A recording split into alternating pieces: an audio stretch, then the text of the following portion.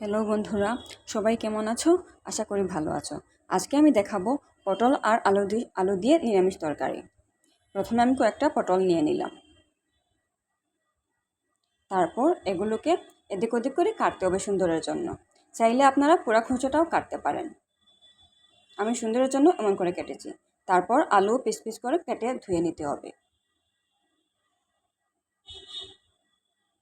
তারপর একটা কড়াইয়ে আলুটা একটু ভেজে নিতে হবে লালচে করে, সামান্য হলুদ আর সামান্য লবণ দিয়ে।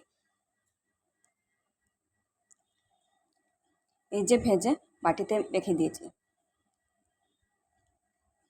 তারপর সামান্য তেল দিয়ে কড়াইয়ে তেজপাতা, কালো জিরা আর একটু শুকনো মরিচ দিতে হবে। তারপরে পটলগুলো দিয়ে দিতে হবে।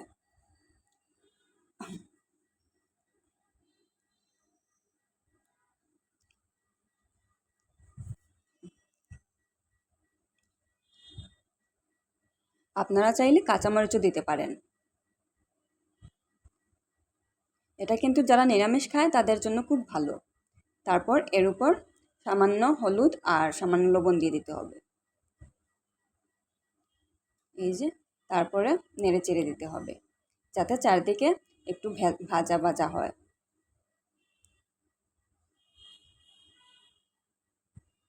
তারপর ওই ভাজা আলুটা আবার ওই পটলের মধ্যে দিয়ে ভাজতে হবে। তার উপর আরেকটু হলুদ, তারপরে লবণ, তারপরে জিরে, ধনিয়া আর গুঁড়া মরিচ দিতে হবে। দিয়ে আবার নেড়েচেড়ে ভেজে দিতে হবে।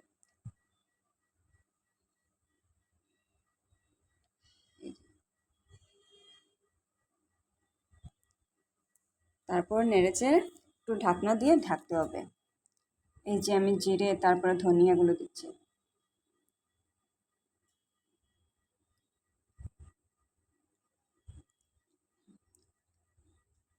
এই যে আমি বারবার নেড়েচেড়ে দিচ্ছি যাতে কড়াইয়ে না লাগে।